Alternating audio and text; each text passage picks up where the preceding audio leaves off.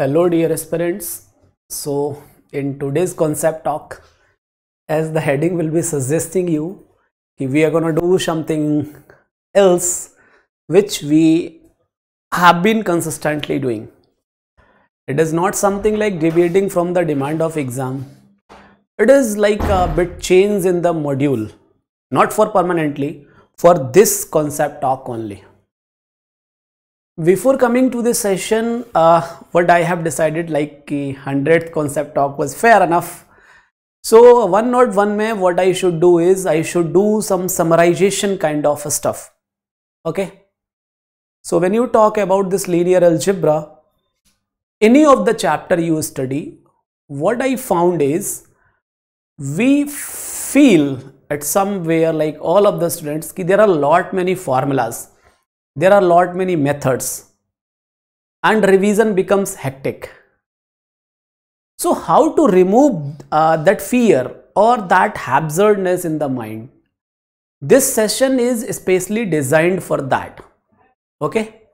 So let's say कि vector spaces में जो भी सारे पॉसिबल कैटेगरीज ऑफ क्वेश्चंस हो सकते हैं, उनको सॉल्व करने के क्या अप्रोचेस होने चाहिए. Again I am saying, I will not tell you shortcut formulas, but I will give you more than that in the effectivity manner. Thing is, जैसे आप वेक्टर स्पेसेस पढ़ते हैं तो पहले इस सेशन का जो मुख्य उद्देश्य होने वाला है, पहली बात तो ये सेशन 1 घंटे के ऊपर जाएगा. ठीक, अगर आपको टाइम नहीं है तो आप फेयर एनफ, लेकिन मैं आपको ये गारंटी कर सकता हूं कि आज का ये सेशन आपका काफी टाइम सेव कर सकता है. Vector spaces as a chapter, be it vector spaces, be it subspaces, be it basis and dimension, be it sum of subspaces और union of subspaces and इन सारे categories को कैसे summarise करना है, पहला target ये है. दूसरा टारगेट इसी सेशन का सेकेंड पार्ट जो होगा, like after 15 to 20 minutes we will move on that will be intended completely on decoding the PYQs from all of these categories. So I guess the message is clear to you what we are gonna do. So at the first stage we will do the summary of the whole chapter, or through different concept talks we have evolved. Then we will go for PYQs analysis. I'm saying analysis, it's not only about the solutions for both of the exams, CSE and forest services. Fair? तो start करें आज के इस concept talk को. और चूंकि देखो हर चीज को एड्रेस करना है मुझे, तो डोंट एक्सपेक्ट कि मैं आऊंगा और एकदम चीखूंगा चिल्लाऊंगा और वो जो यूट्यूब वीडियोस होते हैं वैसा कुछ होगा. भाई मेरे बस की वो बात है नहीं. ठीक है, मेरे बस का इतना है, मतलब मैं थोड़ा old school professor kind of है ना. आराम से चीजें, कोई भी चीज छूटे ना, जल्दबाजी के चक्कर में दिमाग में फितूल ना आ जाए कोई, और चीजों की effectivity at the highest level should be assured. ठीक है, rest is your choice. I'll do the proper analysis with the teaching methodologies which I have developed for my own ways of teaching. चलो, तो अगर आपसे कोई कहे कि हमने जो कॉन्सेप्ट टॉक्स भी किए हैं और वैसे भी अगर आपने कहीं से भी पढ़ा हो, तो डियर फेलोज, वेक्टर स्पेसेस के लिए what are the components which are required? How many components actually you require to talk about vector space? How many entities you require? Anyone? Basically you need a non-empty set of vectors, right? A non-empty set of vectors, you can denote it by V. You need a field of scalars, you denote it by F. You need two compositions. One is vector addition, let's say denote by this. Other is a scalar multiplication, and let's say you denote it by this. Fair? चलो, तो जो पीछे अलग अलग concept talks किए हैं, एक एक कॉन्सेप्ट टॉक में कितनी कितनी एग्जांपल्स के थ्रू विजुअलाइजेशन किया है। जब आप यूपीएससी का एग्जाम के तैयारी कर रहे हैं इस मैथमेटिक्स ऑप्शनल में, तो दोस्त पहला लेवल होता है टॉपिक का conceptual understanding with the problems, लेकिन एक लेवल और रिक्वायर्ड है कि you are able to figure out what to revise between prelims and mains. That is the crucial part, and how you can revise everything after the GS and essay papers in the mains hectic schedule. इन दो points पर अगर आप गौर करेंगे तो आज का session आपको ये लगेगा यस इट इज वर्दी एनफ। ओके, बाकी अगर आप ये सोचेंगे अरे इतना टाइम होता है कर लेंगे रिवाइज, अपने को तो सब कुछ है, तो ये सेशन आपको वर्दी बिल्कुल भी नहीं लगने वाला, आई कैन गारंटी। चलो तो वेक्टर स्पेस की डेफिनेशन के लिए what we need to have 3 properties. Number first, be with respect to vector addition it must be an abelian group. What is the next property? We must be closed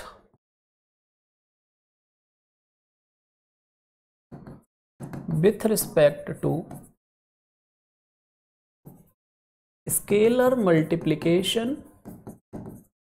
Okay, and third aspect is required distributivity, associative conditions.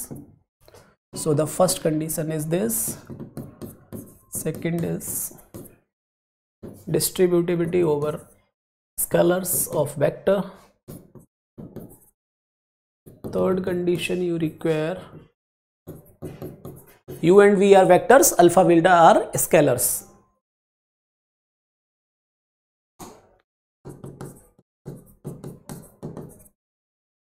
And the fourth one, there exists one belongs to f such that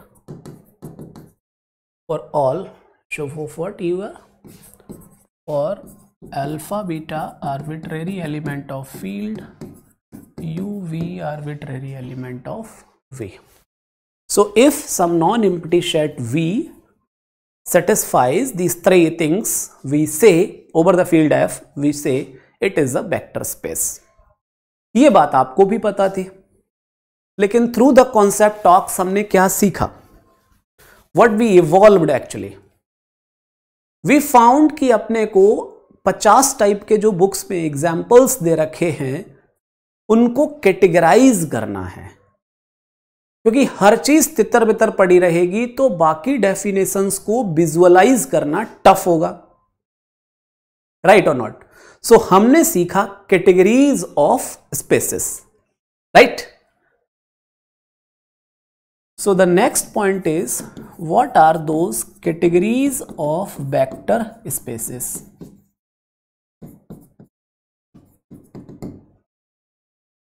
Right? इसके अंदर अगर हम बात करें, so the first category we talked about field over field, field over subfield, right? For example, C over C, R over R, Q over Q, finite field के ऊपर ZP over ZP, right? If you talk about under this category, we have talked about C over R, R over C. We may talk about like this.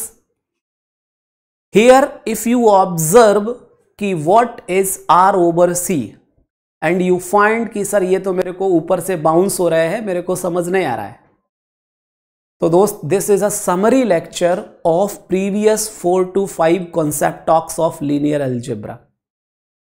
Okay, because whatever we are doing here, we try to summarize after few concept talks the everything, so that you feel a connectivity, you feel the things to be sorted enough to revise as well. So V over F, you represent this by vector space V over F. तो यहां पर V है C, F है सी, we है F. For example यहां पर if you observe, this will not be a vector space but this will be a vector space. In the same manner you can observe Q over R is not a vector space but R over Q is a vector space. So what are the operations with respect to usual addition as vector addition and scalar multiplication as usual multiplication. Okay, this is one category of spaces. बहुत ही basic level का जो spaces बनते हैं वो हम इसके through देख रहे हैं. The next category of spaces is n-tuple space.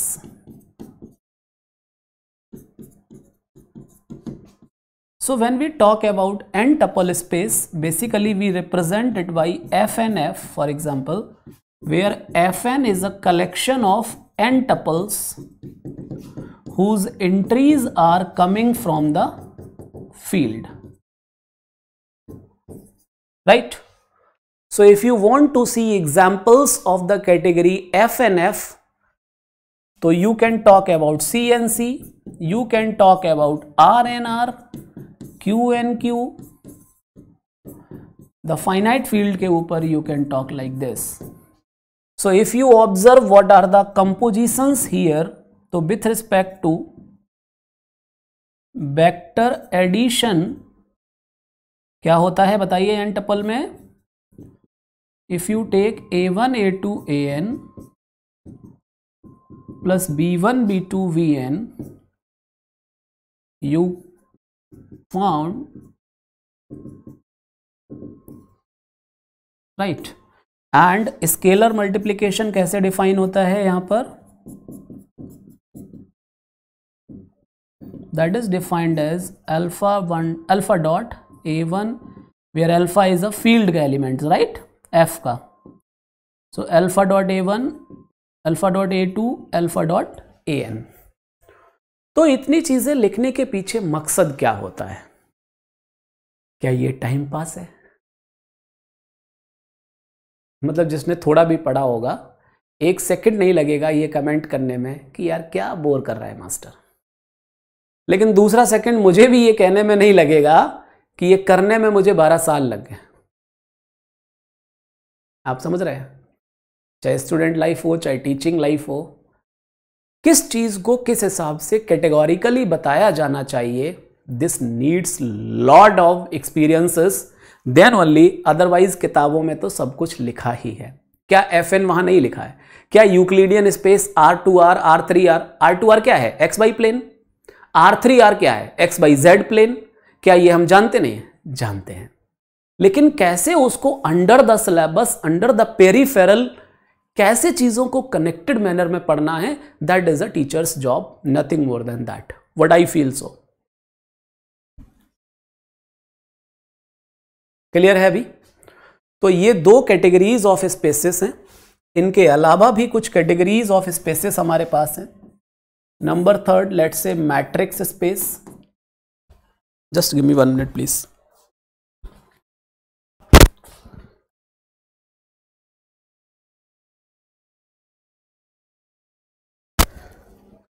Sorry. So when you talk about matrix space, so suppose that if you have collection of m by n matrices whose entries are, words पर भी focus करते रहिए, whose entries are coming from the field.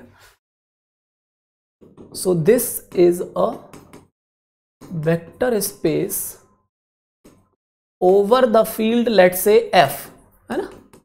अब इसको भी field, सब field, सब field, सब फील्ड में फील्ड कैटेगराइज कर सकते हैं. If you wish you can. किस में होगा, किस में नहीं होगा, with respect to matrix addition as a vector addition and multiplication into a matrix by a scalar as scalar multiplication, right तो इसके रिस्पेक्ट में this forms a vector space, for example collection of 2x2 real matrices, तो M2x2 R. For example, if you write M2x2 R, so this is the collection of 2x2 real matrices whose entries are coming from the real number, and this is a vector space. Okay, so what the difference you can observe here? What is the difference you can observe here from group theory? चलिए खेल खिलाते हैं अब आपको. Exam तो दोनों एक ही दिन होगा ना, पेपर 1 और पेपर 2, तो तैयारी भी कुछ कुछ वैसे ही करनी चाहिए हम लोगों को. बताइए, कलेक्शन ऑफ मैट्रिसेस में, और वहां पर भी कलेक्शन ऑफ मैट्रिसेस था ग्रुप थियरी में, जैसे जनरल लीनियर ग्रुप, वहां और यहां पे अंतर क्या है?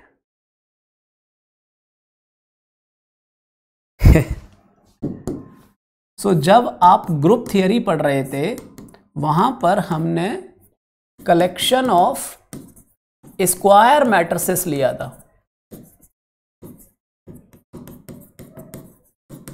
राइट जैसे आप GLNR की बात करते थे, तो this is collection of n by n real matrices. Here it may be m by n. So space के ऊपर स्पेस बनाने के लिए कलेक्शन ऑफ मैट्रिसेस में बी स्क्वायर और नॉन स्क्वायर. क्यों? What is the reason? Tell me please.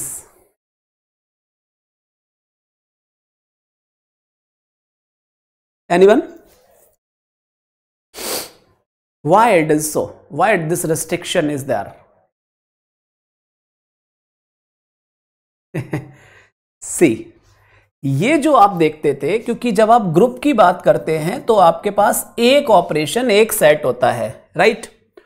तो यहां पे जो स्टार है वो है मैट्रिक्स मल्टीप्लिकेशन. बोलो हाँ या ना. अब आप ये मुझे बताओ, अगर A m/n की मैट्रिक्स है, दूसरी B भी m/n की मैट्रिक्स है, तो क्या ये मल्टीप्लिकेशन कंपैटिबल होगा? डिफाइंड ही नहीं होगा. जबकि वेक्टर स्पेस में जब आप देखेंगे तो मैट्रिक्स एडिशन के रिस्पेक्ट में तो ग्रुप बनाता है, मल्टीप्लिकेशन स्केलर के रिस्पेक्ट में क्लोजर मांगता है. मतलब alpha dot some matrix A किया जाए, alpha is a scalar value, then it should be the element of that collection itself.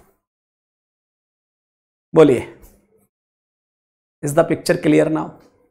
तो ये छोटी छोटी सी बातें हैं जिनके ऊपर कलाकारी हमें करनी चाहिए. किताबों में भी लिखा होता है, लेकिन इतना एक लाइन में लिखा होता है कि हम उसको उस हिसाब से विजुअलाइज नहीं कर पाते. And you need me as a guide for this only, right? चलो, let's move on now. Fourth पे जाते हैं. That is function space, right? जब हम फंक्शन स्पेस की बात करते हैं दोस्त, तो क्या बोला? दिस इज द, इसको रिप्रेजेंट करते हैं हम. Basically, this is collection of all possible. This is collection of all possible functions from non-empty set X to X itself. For example, if we take x को real number, then fx is the collection of all those functions which are defined from real to real. बोलिए हाँ या ना. और you can say Hindi में collection of all real valued functions. Similarly, you can take complex valued functions and all, right? What is the observation here? We had done that the collection of functions, this is a vector space over the field, let's say R, C, कुछ भी रखता तो हम उसको F बोल देते हैं। ख्याल रहे ये रिप्रेजेंटेशन सिंपल होता है जो कि फंक्शन स्पेस को रिप्रेजेंट करता है, ये कोई रैंडम आर्बिट्रेरी मैंने नहीं लिख दिया। देख लीजिए आप आराम से एकदम। तो ये एक वेक्टर स्पेस बनाता है। अब अगर आप लोग मुझे इसके कंपोजिशंस बता दें तो थोड़ा मुझे भी राहत की सांस मिलेगी। Anyone? Whoever attending the lectures continuously, concept talks?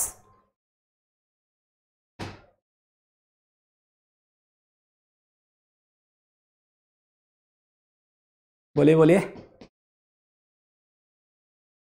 With respect to, और मैं गारंटी के साथ कह सकता हूं कि अगले वाले ऑपरेशन में आप गलत इंटरप्रेट कर रहे होंगे। देखिए कहां गलती है वो अपने आप से पूछ लेना। दो फंक्शंस का summation is defined as this, scalar multiplication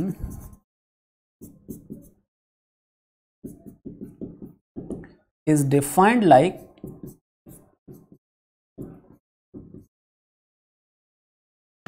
okay dear fellows, बोलिए। तो कभी भी अब होता क्या है, फंक्शन स्पेस पढ़ लिया, रियल वैल्यूड फंक्शंस पढ़ लिए, खूब खुश हो जा रहे हैं, खूब ओवर कॉन्फिडेंट हुए जा रहे हैं। When it comes on delivering फिर सोचते यार इसका क्या करें, पूछा तो है इसने लीनियर कॉम्बिनेशन, लेकिन किसका लिखे। You getting my point? And that is the loop hole when you start doing the रट्टा मार जिंदाबाद kind of formula, shortcut kind of. Time उसमें ज्यादा लगता है, बस आप लोगों को पता नहीं चलता। एक बार रटा, फिर दूसरी बार रटा, फिर चौथी बार भूल गए, फिर पांचवी बार रटा। जबकि अगर आप कॉन्सेप्चुअल सिस्टमैटिक लर्निंग से जाते हैं तो एक बार टाइम लगता है, बाकी चीजें दिमाग में अपने आप सेटल हो जाती हैं, इजी टू रिकॉल हो जाती हैं, इजी टू रिटेन हो जाती हैं। Choice is yours. So vector addition and scalar multiplication is defined like this. Okay, so इसको बोलते हैं फंक्शन स्पेस। इसी का एक सब कैटेगरी कह लें या अलग कह लें, that is polynomial space, because polynomial is also a function, so you can say subcategory of function space. Polynomial space के बारे में हमने किस किस पे बात की थी डियर फेलोज? Px क्या रिप्रेजेंट करता है? This is the collection of all polynomials of any degree, right? And when you talk about Pnx, so Pnx is the collection of all polynomials up to degree n, या at most word भी use किया जाता है, right? Px and Pnx both are vector spaces with respect to vector addition as addition of polynomials and scalar multiplication as multiplication into a polynomial by a constant value या scalar से बात करते हैं। तो बात ये थी कि वेक्टर स्पेस की जब हम समरी करने गए, अब इन 5 कैटेगरीज ऑफ वेक्टर स्पेसेस के अलावा आपको कुछ नहीं चाहिए। ना मानो तो अपने आप से बात करके देखो, यू नीड नथिंग एल्स। अब आप जो भी पढ़ना चाहें, लीनियर कॉम्बिनेशन पढ़ना चाहें, स्पैन पढ़ना चाहें, सब स्पेसिस पढ़ना चाहें, लीनियर डिपेंडेंस पढ़ना चाहें और उसको विजुअलाइज करना चाहें, तो इन्हीं कैटेगरीज ऑफ स्पेसिस के ऊपर हर डेफिनेशन को विजुअलाइज करके आगे बढ़ते रहिए। You will be going through the according to the demand of exam. Perfectly, I am saying. So how to move now? Let's come on the second segment of this particular chapter, vector spaces. पहला जो हमें चीजें जाननी चाहिए, vector space का definition क्या है, उसके एग्जाम्पल्स को 50,000 एग्जाम्पल ना करके कैटेगरीज ऑफ एग्जाम्पल पर फोकस करके अब अगला जो इसका एस्पेक्ट बनता है वो है, देखिए ध्यान से,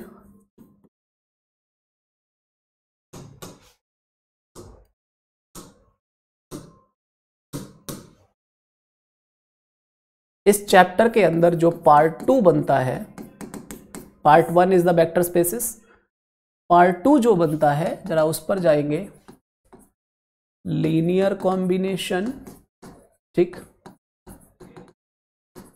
लीनियर स्पैन, ठीक, लीनियर डिपेंडेंस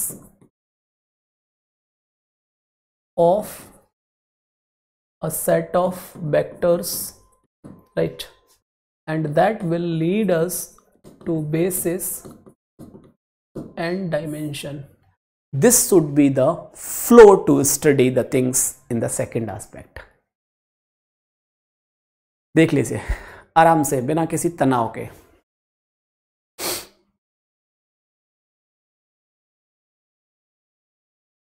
फेयर है?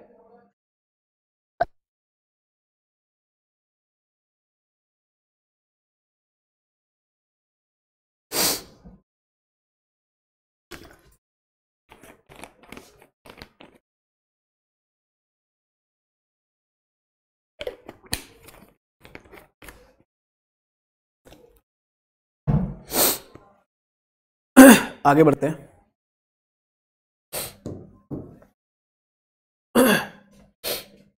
तो सबसे पहले हमें यह समझना चाहिए कि लीनियर कॉम्बिनेशन क्या, मतलब किसके बारे में बात होती है, ठीक है। सॉरी, देखिए ध्यान से, let S is a subset, S को लिख देते हैं V1 V2 Vn, let this is a subset of V, where V over F is a vector space with respect to vector addition and scalar multiplication, right? Now we want to know कि linear combination क्या actually ये बला है, ठीक है। तो देखिए ए vector, और डेफिनेशन का महत्व भी आज बताएंगे आपको, क्योंकि अगला सेगमेंट तो PYQs का है ना। तो पहले हम आपको एक रिवीजन डॉक्यूमेंट तैयार करवा रहे हैं, इसके माध्यम से आपको यह भी पता चलेगा कि कॉन्सेप्ट टॉक्स का यूटिलाइजेशन कैसे करना है आपको, और सेकंड पार्ट के इसी सेशन में हम लोग करेंगे PYQs सारे सेगमेंट पे। So a vector, let's say V belongs to V is said to be a linear combination of vectors of S। कब कहा जाता है बताइए, क्या डेफिनेशन बताया था, कोई शॉर्टकट नहीं बताया, केवल डेफिनेशन के माध्यम से आगे बढ़ना सिखाया, right. So if there exist scalars, scalars मतलब फील्ड के element, such that V is written as alpha1 dot b1 alpha2 dot b2 plus alpha n dot vn। फिर अब B जो है स्मॉल v, वो कोई भी जीरो वेक्टर भी हो सकता है, नॉन जीरो वेक्टर भी हो सकता है, और कैपिटल V जो है वो वेक्टर स्पेस हो सकता है R ओवर R हो सकता है M2R हो सकता है P5X हो सकता है वो स्पेस फंक्शन स्पेस से R3R से आ रहा हो, R5R से आ रहा हो, किसी से भी आ सकता है। Getting? So what in the concept talks I told you कि whenever you have some vector v, you will write that here. You will use v1, v2, vn जो कि given है आपको. This will be reduced to a system of linear equations, right? जहां पर x जो है वो हैं आपके अननोन्स. अगर ऐसे alpha 1, alpha 2, alpha n exist नहीं किए तो हम बोलेंगे कि B is not a linear combination of V1, V2, Vn. अगर ऐसे alpha 1, alpha 2, alpha n exist कर गए तो हम कहेंगे कि yes, our assumption is what? V is a linear combination of vectors of capital S. Right? चलिए. So ये जो system of linear equation मिला आपको, this is a non-homogeneous, may be homogeneous as well. अगर V zero vector बन गया तो अगर non-homogeneous के साथ में बात करें, so it may be consistent if rank of A is not equals to rank of A augmented B. याद आ गया system of linear equations? It may be consistent if rank of A equals rank of A augmented B. विश्वास लाइए. Clear है यहां तक चीजें? सो कहने का मतलब ये हुआ कि लीनियर कॉम्बिनेशन अगर चेक करना हो, क्रॉस वेरीफाई करना हो कि ये गिवन वेक्टर किन्हीं गिवन वेक्टर्स का लीनियर कॉम्बिनेशन है या नहीं, so you will start from the definition itself. You will land up with a system of linear equations. Now if this system is inconsistent का मतलब there does not exist alpha 1, alpha 2, alpha n satisfying, let's say this is 1. Consistence means yes, there exist alpha 1, alpha 2, alpha n satisfying 1. That is, yes, our assumption was linear combination of vectors of S. खत्म बात. Determinant वाला method, ये method, वो method, कुछ नहीं भाई मेरे, कुछ भी नहीं. एक प्रोसेस दिमाग में रखिए, बाकी कहानी अपने आप सेटल होती चली जाएगी. और ये क्यों सिस्टम ऑफ लीनियर इक्वेशंस पर सारी चीजें लेकर जाता हूं? एक ही चीज पढ़ना है, उसी के माध्यम से डिफरेंट डिफरेंट आंसर्स देते रहेंगे. कोई रेस्ट्रिक्शन नहीं है उसके ऊपर, क्योंकि हम डेफिनेशन से ही प्रोसीड कर रहे हैं. बोलिए हाँ या ना. अब इसके बाद एक वर्ड यूज होता है linear span, right? So linear span of S की जब बात करते हैं, किसी सेट ऑफ वेक्टर्स का लीनियर स्पैन क्या होता है? So basically this is a collection of all possible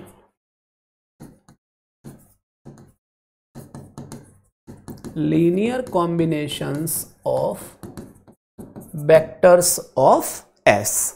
अब अगर आपको इसके डिटेल में जाना होगा तो you must attend the concept of linear combination. लेकिन मेरे लिए समरी का जो पार्ट है वो ये है कि लीनियर स्पैन ऑफ S क्या अपने पेरेंट सेट के बराबर हो सकता है? क्योंकि अपनी नजर है बेसिस पर, बाकी अपने को कुछ दिख नहीं रहा है यहां. Are you getting my point? So इसके लिए हम क्या यूज करते हैं हमारे एग्जाम पॉइंट ऑफ व्यू से,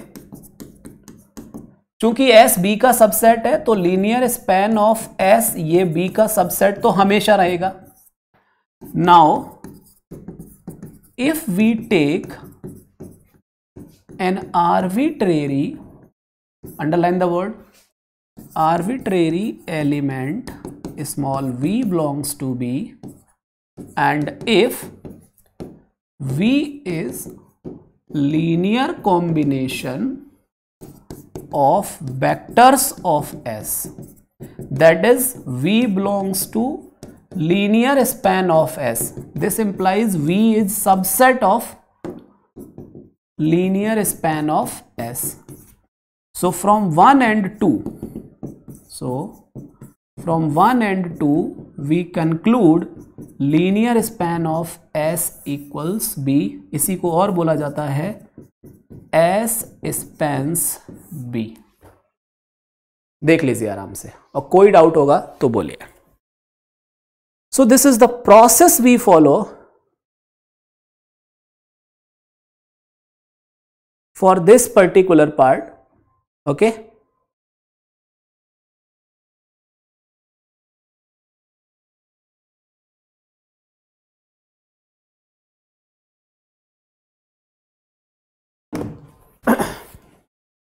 लीनियर स्पैन हो गया. अब आप अगर आपको एग्जांपल्स विजुअलाइज करने हैं तो जो concept talk we have already done for linear combination, you must go through by that. Okay, चलिए.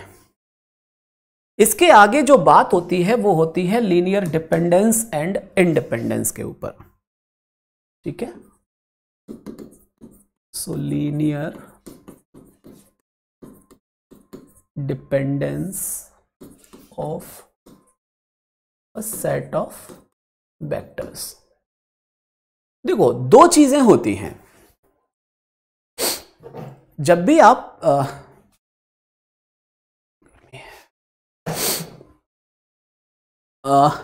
डिपेंडेंसी की बात करते हैं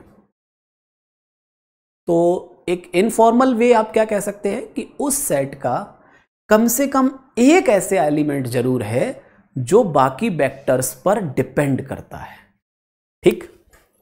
अब आपने कहा लीनियरली डिपेंड करता है, तो बोला अच्छा.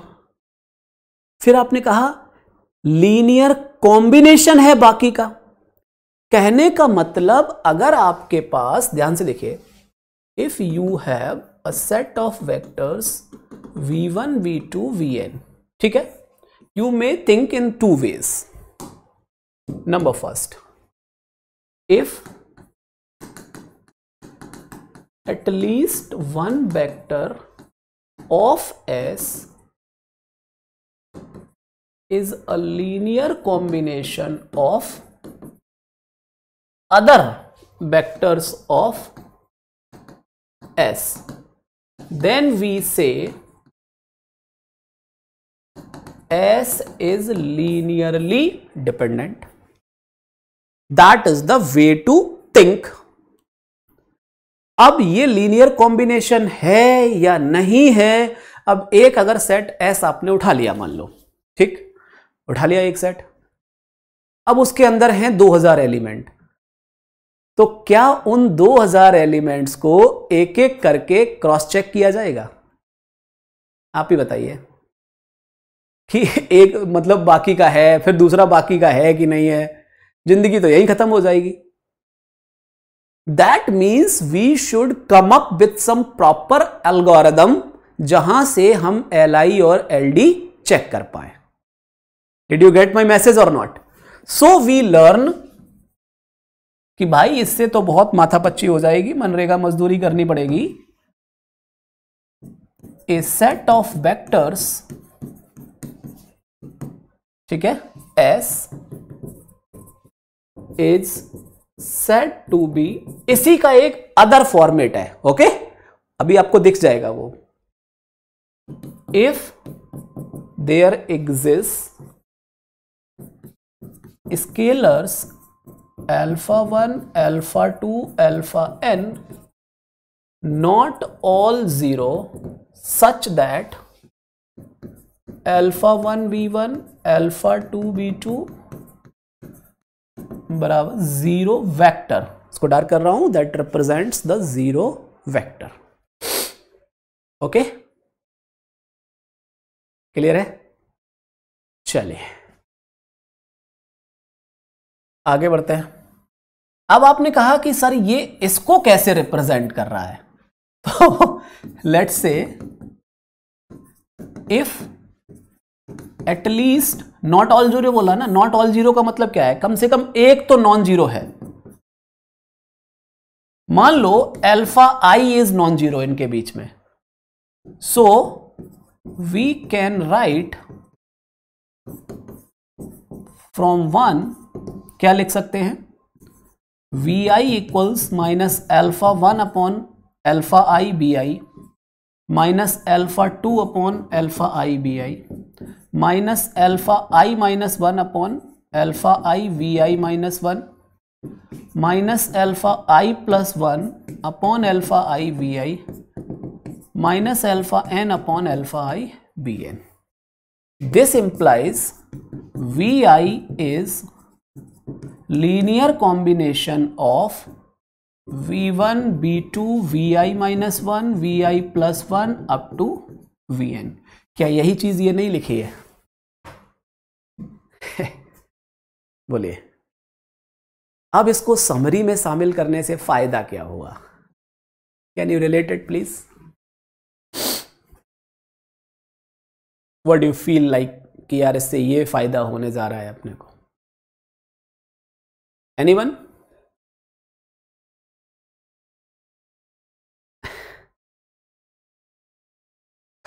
देखिए, अब अगर कैटेगरीज ऑफ वेक्टर स्पेसेस आपके दिमाग में हैं, अब आप देखेंगे अच्छा चलो R2R में कोई वेक्टर उठा ले, ठीक? R2R सबसे बच्चा लोग का भाई तो है, देखना ध्यान से.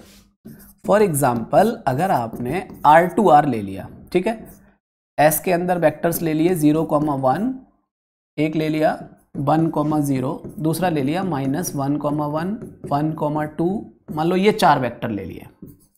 This is V1, V2, V3, V4, right. अब देखना ध्यान से, अगर आप देखें सिंस V3 इज क्या हो रहा है, -1 into 1,0 plus 1 into 0,1. Check it out. -1,1 दिखा के नहीं. V4 is 1 into 1,0 plus 2 into 0,1. Alpha 1 alpha 2 ये दिख रहे हैं non zero. So what you can say, at least one vector of S is linear combination of remaining vectors. For example यहां पर alpha dot b1, sorry 1 dot b1 लिख दे, 1 dot b1 sorry -1 plus 1 dot b2 plus 0 into v4, right? This you can write it as 1 into, sorry this is b2 and this is v1, v2 plus 2 into v1 plus 0 into v4, v3 sorry. check it out. so यहां पर alpha 1 alpha 2 non zero, alpha 1 alpha 2 non zero. आपको तो केवल एक ही non zero चाहिए था ना, मतलब कम से कम एक, केवल नहीं कम से कम एक नॉन जीरो, और आपकी बात हो जानी थी. तो लीनियर डिपेंडेंस एंड इंडिपेंडेंस को विजुअलाइज कर लिया. अब आप समझना, कंडीशन 1 को अगर आप ऑब्जर्व करें my dear fellows, what it is actually, this is not, this will give you a system of homogeneous linear equations. So इसके केस में क्या हो सकता है, unique that is only zero solution. और ये कब होगा, जब rank of A will become number of unknowns. Non zero solution जब rank is less than n.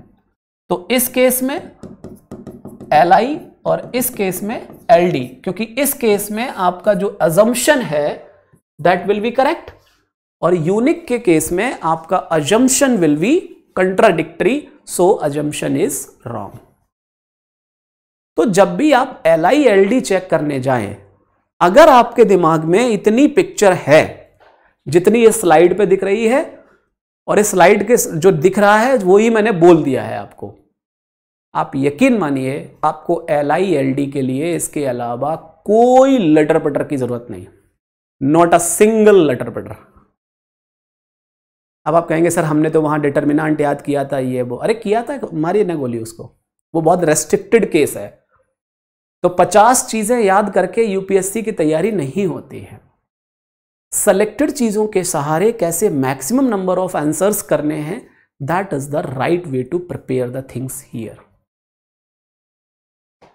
Clear है? अब इन दोनों को मिलाकर हम पहुंच गए बेसिस एंड डायमेंशन पर। ठीक है, तो बेसिस क्या होगा? एक set of vectors b1 b2 vn। ठीक है, तो S is said to be a basis for V over F if S is linearly independent, S spans V, मतलब linear span of S equals B, right? LI LD check करना सिखा दिया। Linear span कैसे V के equal है उस बारे में अपन ने बात कर ली। आ गए, बोलिए। सिस्टमेटिक लर्निंग का मजमून समझ आ रहा है आपको? अब आप देखिए, पहली स्लाइड के ऊपर वेक्टर स्पेसेस कवर किया, दूसरी स्लाइड के ऊपर linear combination, dependence independence, basis, और cardinality of basis is known as dimension of that vector space. We have covered that. By the way, what is the dimension of zero space? Will you please reply in the comment section? I'll check. देखेंगे किसने किसने reply किया है।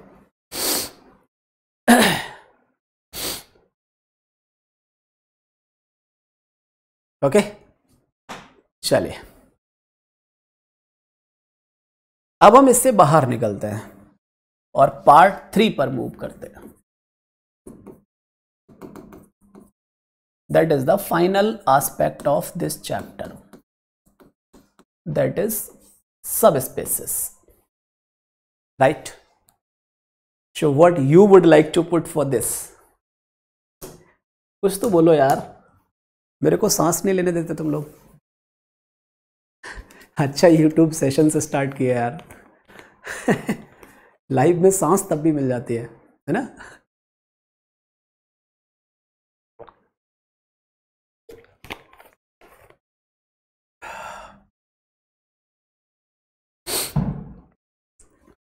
Okay dears, so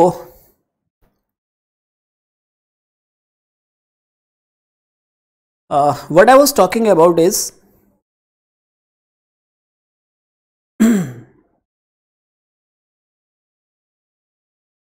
dear fellows, subspaces की जब हम बात करते हैं, right? So when we talk about subspaces, basically, sorry, just I'm looking for examples for you so that we can make the things clear, right? So when we talk about basically the subspaces, so it means कि W is a non-empty subset of V, right? So if W is a non-empty subset of V, then what we can say about this? Whether it is a subspace or not, we can think over that, right or not? If you are talking about a non-empty subset V over F, right? So when we talk about V over F, a vector space, and W as a subset of V. So what we found about this is, let's say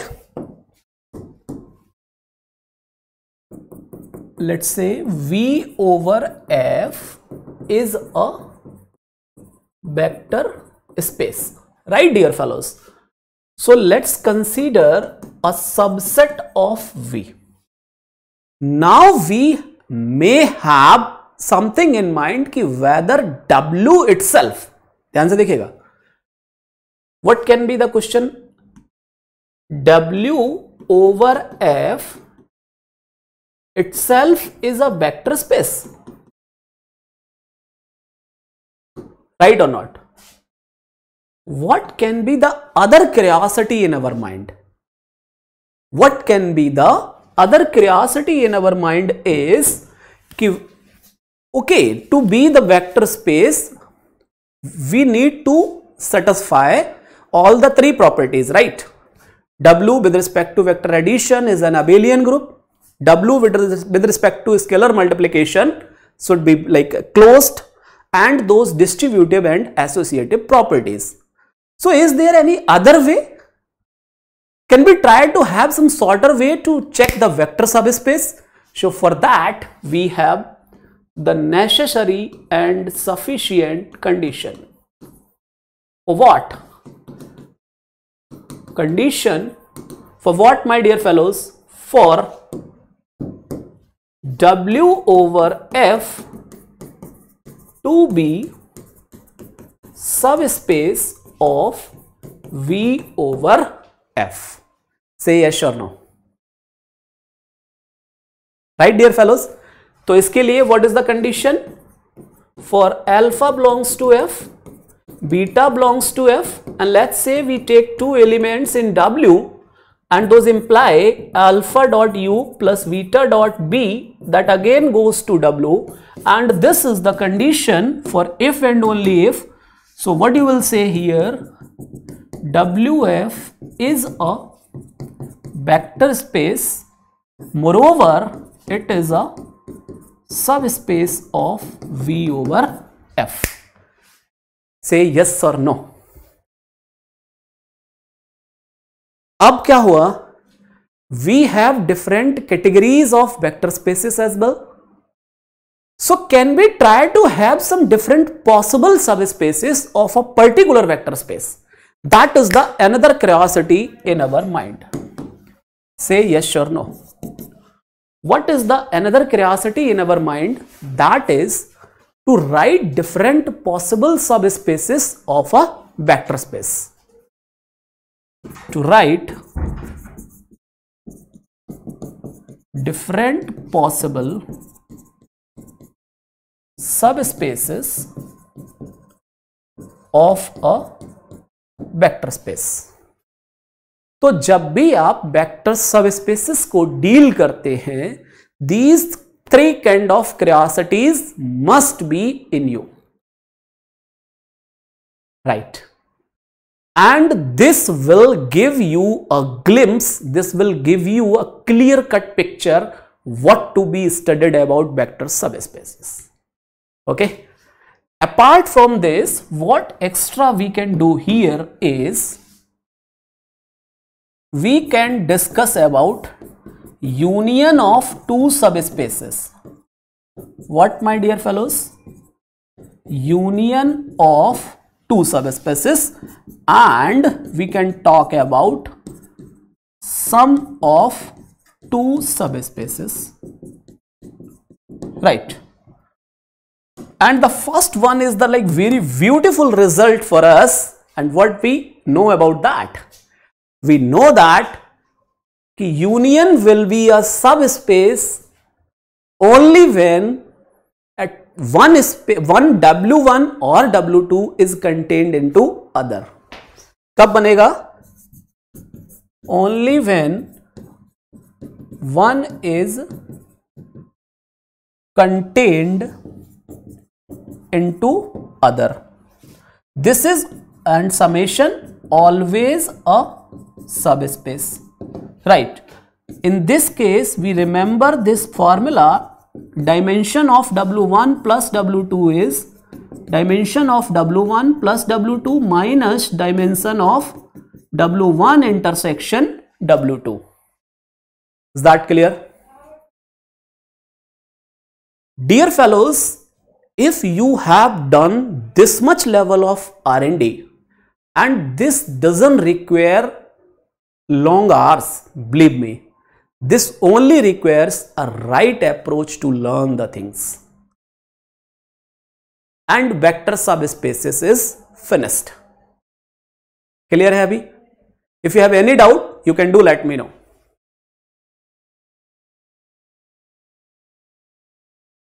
Check it out, please. If you have any doubt, you can talk to me.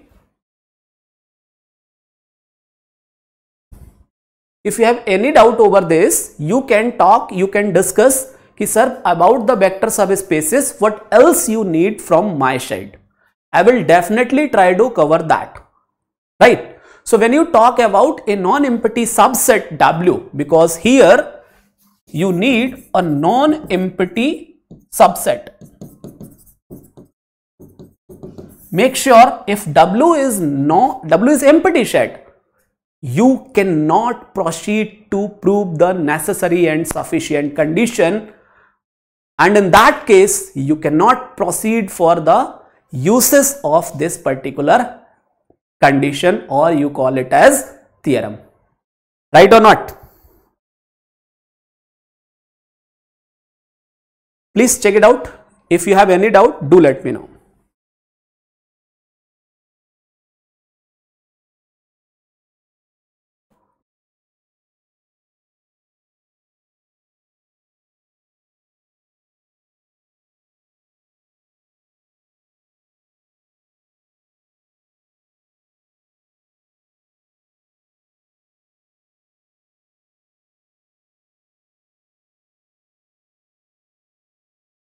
Okay, dear fellows, and even if you have any suggestion, you can definitely let me know.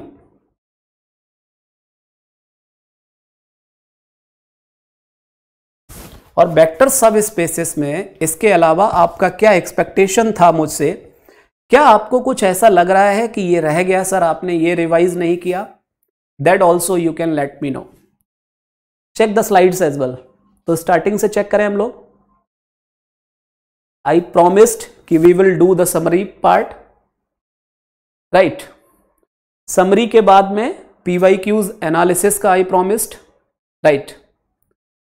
तो summary के case में जब भी हम किसी chapter को summarise करना चाहते हैं, it doesn't mean कि उन लेक्चर्स को सारी जो चीजें बुक में लिखी हैं उनको as it is हमें वहां पर रख देना है. It is not like that. Okay, so this is the another slide to notice. I hope you have done that. This is one more slide. Different categories of subspaces. Part 2, we worked about the linear span, linear combination, linear dependence, independence, right? Ultimately, we wanted to go for basis and dimensions. We went, and the final segment of this particular chapter is subspaces. सब spaces में दो type के question, एक तो सब space check करने का, और दूसरा सब स्पेस चेक करने वाली तो ये कहानी हो गई, और दूसरा है कि वो कैटेगरीज ऑफ स्पेसेस जो आपके पास हैं उनका कोई पर्टिकुलर सब स्पेस उठा के उनका बेसिस एंड डायमेंशन पता करना. So how to work with that, we have already talked a lot about that. What I would like to do here is I would like to give you some glimpses so that things are pretty clear. For example, मान लो आपने लिया एक vector space लिया, that is R&R. You have taken W as collection of those x1, x2, xn which satisfy, let's say, something like that. Okay, and you want to write a basis and dimension of W. So in that particular case, what I told you, आप W को पढ़ना सीखिए, W को identify करना सीखिए कि what actually W is. और यहीं से हम PYQ सेशन पर मूव करने वाले हैं. आपको कोई भी डिसकनेक्टिविटी फील ना हो, that is the motive in my mind. चलिए, सो W को अगर आप पढ़ना चाहें तो क्या है ये प्यारे बच्चों? दिस इज कलेक्शन ऑफ, क्या बोलेंगे इसको, collection of all those and tuples, right, which satisfy, yeah, which are solutions of a system of linear equations, and you can represent it by ax equals to 0. Say yes or no. चूंकि system of linear equations में हम जानते हैं what we know, for system of linear equations, ठीक, for system of. और ये मैं क्यों रिवाइज कर रहा हूं, क्योंकि यूपीएससी में हर साल आपको इसके ऊपर क्वेश्चन मिलेगा, आप बच नहीं सकते। और बहुत आसान होता है, फ्री के मार्क्स होते हैं। कई बार ज्यादा वेरिएबल्स या ज्यादा इक्वेशंस के चक्कर में आप पैनिक कर जाते हैं, लेकिन आज के इस पीवाईक्यू एनालिसिस में मैं आपको बताऊंगा कि वही सबसे आसान क्वेश्चंस क्यों होते हैं। ओके, चलिए, so stay tuned. For system of linear equations हम क्या जानते हैं, ax equals to b and a dash x equals to b, two systems have exactly the same solution if a dash is row reduced form of a। Row reduced form का मतलब क्या होता है बेटा, that is A dash is found by applying finite number of elementary row operations applied on the finite number of elementary row operations on the matrix capital A। Fair? कोई तनाव, कोई दिक्कत, कोई परेशानी? कहिए, बेझिझक कहिए। तो अगर मुझे W कोई बारी आए यहां पर, ठीक है, सो इसके लिए हम क्या करेंगे, reducing A into echelon form and by finding linearly independent solutions of reduced system, we will get basis and dimension of W। Moreover, number of free variables, that is n minus r, r is the rank of the matrix, n is the number of, अगर केवल dimension चाहिए हो तो वो तो हम आराम से बिना सॉल्यूशन निकाले बता सकते हैं, नंबर ऑफ फ्री वेरिएबल्स। चलिए, so this is the overall summary of this particular chapter vector spaces. अब आप हमें यह सलाह दे सकते हैं, क्या सलाह देना चाहते हैं, कि जो पीवाईक्यूज हैं वो इसी सेशन में कंटिन्यू कर दिए जाएं या अगले सेशन में, मतलब इस सेशन को 2 पार्ट्स में ब्रेक कर दिया जाए। बोलिए, इफ यू वांट कि इस सेशन में फिर ज्यादा लंबा हो जाएगा तो हम क्या करते हैं, इस सेशन को 2 पार्ट्स में ब्रेक कर लेते हैं, ठीक रहेगा? कोई तनाव, कोई परेशानी? आज हम केवल हमने ये समरी देख ली, वैसे तो मैं तैयार करके मतलब आपके लिए स्लाइड्स रेडी है, कोई तनाव वाली बात उसमें है नहीं, आपको दिख ही रहा होगा, जो कि मास्टर कभी नहीं करता था वो आज करके लाया था क्वेश्चंस, क्योंकि यहाँ मैट्रिसेस के क्वेश्चंस काफी टाइम टेकिंग होते हैं, तो I was like completely mentally prepared कि हाँ ऐसे मूव करना है, लेकिन चूंकि समरी में हमें ज्यादा मजा आने लगा तो आज के लिए ये समरी रखते हैं और नेक्स्ट सेशन में हम पीवाईक्यूज डील करना स्टार्ट करेंगे, ठीक है? कोई दिक्कत, कोई परेशानी किसी को? Anyone, any doubt? So it's, आज तो हमने वाकई में समरी ही की है पूरे वेक्टर स्पेसेस की, right? So if you have any suggestion, don't forget to put that. In the next session we will have the this PYQs का complete like devoted session for that. Okay, so keep learning, keep smiling, good luck.